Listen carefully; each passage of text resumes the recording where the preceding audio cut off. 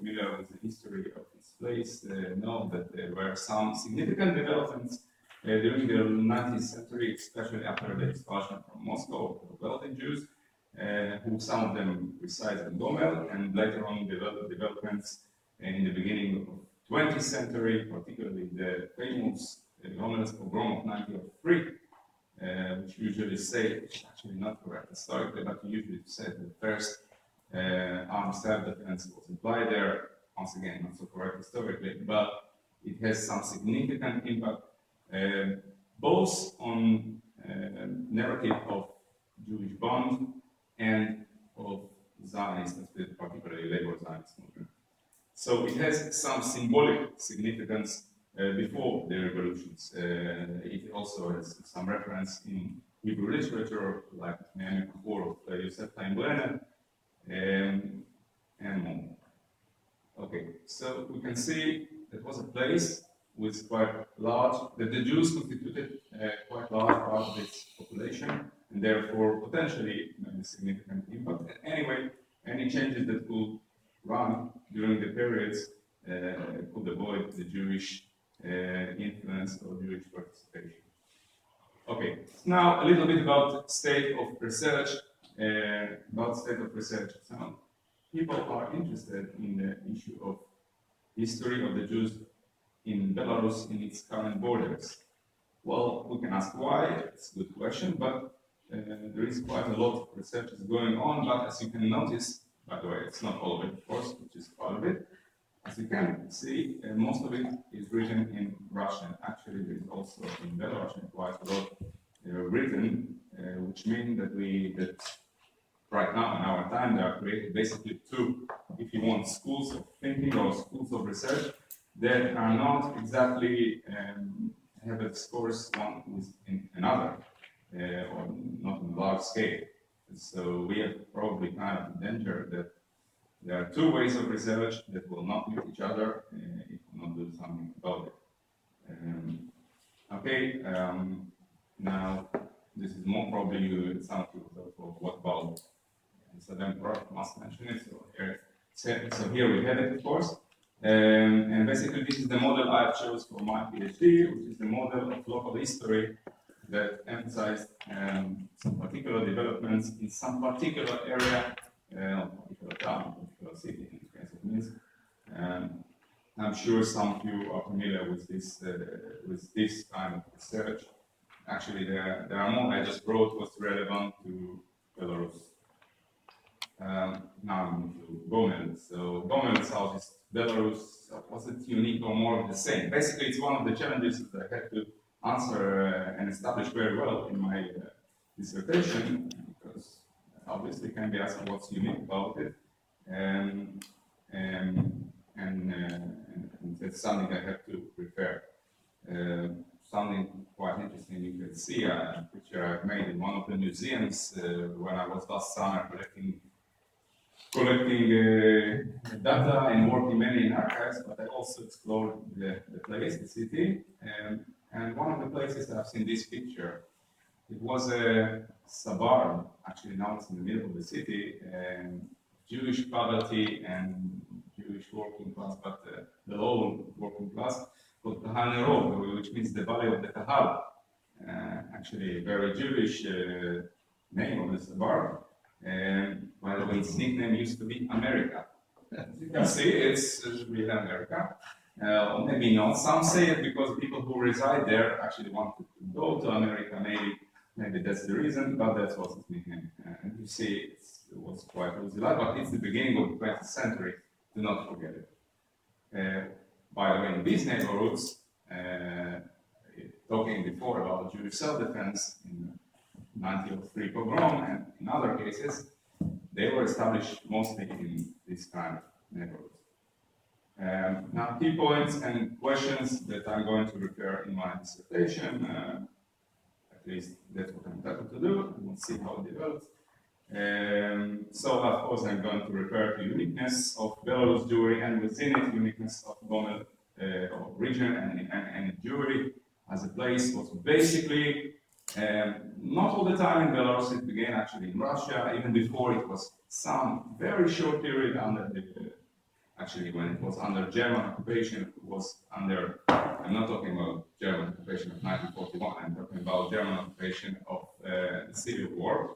And the First World War, and it was given by the present Ukrainian Republic and was struggling with what it wants to be, and a few months it was under its rule, under its supervision, and tried to impose Ukrainization, but actually it's very short and not actually quite marginal period of its history. So I have to deal with this.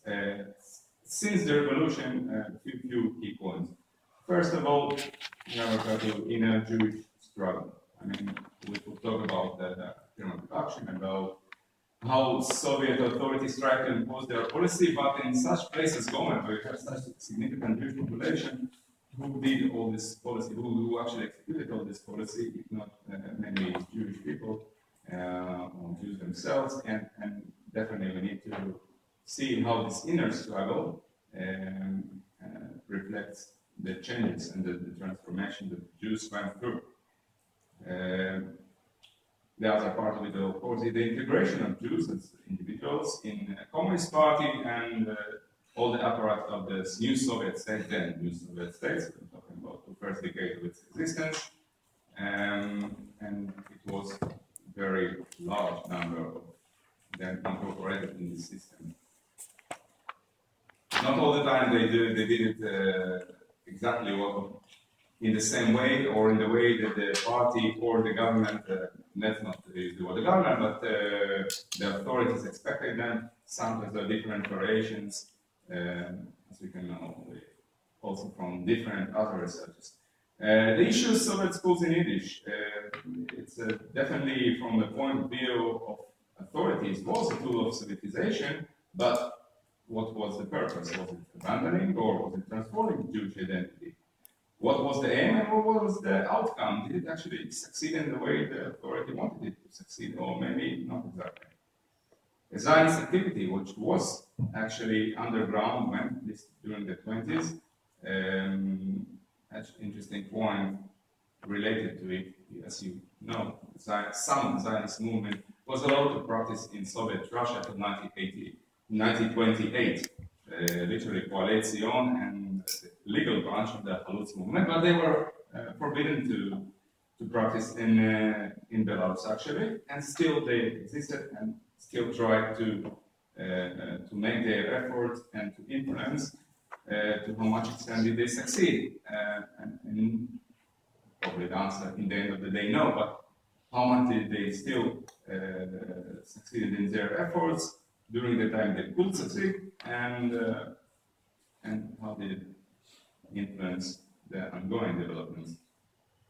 Jewish religious practice, survival or vanishing. I mean, we all know this from other studies, other researches. So it wasn't clear vanishing, of course, at least not until after the Holocaust. And even after the Holocaust, in the research of Mordechai Schuler, he shown very well that Jewish religious practice continued during the 50s, 60s in different places, including, by the way, Gomel, which he refers to. So basically, we want to see the transformation of it. Now, Elizabeth Porat, in her book, she says basically it was a transformation from Jewish traditional identity to Jewish ethnic identity. I think she explains it very well there. I want to see how it went in this place. And there's some points that sometimes missing.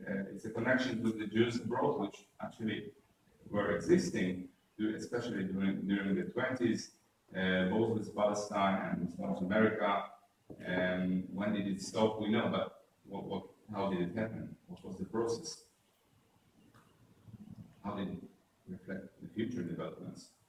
And of course, I want to finish in the state of the Jews of the region in the eve of the Nazi invasion to USSR, or even 2 months later, because Nazis occupied Gomel on August 19th, 41, which gave almost 2 months for the Jews residing there to evacuate, which most of them successfully actually did. And only a small number of Jews stayed, and most of them, of course, more than. some big questions. So, the question of self-identity, in this case of Gomel theory, but probably we can apply to other cases also. So, who do they consider themselves to be? Did they consider themselves to be Jews, maybe Soviet people, maybe kind of hybrid identity? And was it the same like for Minsk, or in the case of Elisa Ben Furad, or maybe Beatles like Arkady Zeltser shows in his research, or was it kind of unique perception?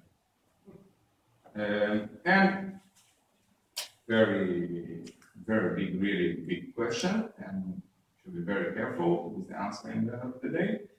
Let's try to do a historical re-evaluation of Soviet Jewish experience during the interwar period. So, did the Jews, as individuals and as a people, I mean, as national or ethnic collective, now there is a question if there is something a collective. It's a matter of perception, it's a matter of even, I would say, ideology, rather than scholarly approach.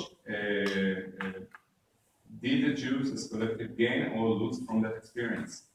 You can understand that there is no simple answer for this question, and there is a very complex answer to this question, but what did they gain and what did they lose?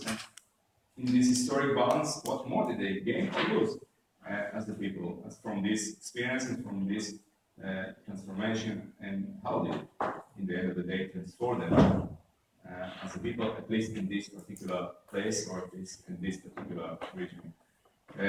Sources used in the research, so basically these are archival sources, mainly Gomel, also in Minsk, and also Israeli sources that include some valuable information, both in all languages, Russian, Belarusian, Yiddish, Hebrew. I'll show you immediately. There I spent, by the way, most of the last summer, one of the archives, if you need a tips about Belarusian archives. You're most welcome. Quite interesting. Of course, periodicals and media from that time.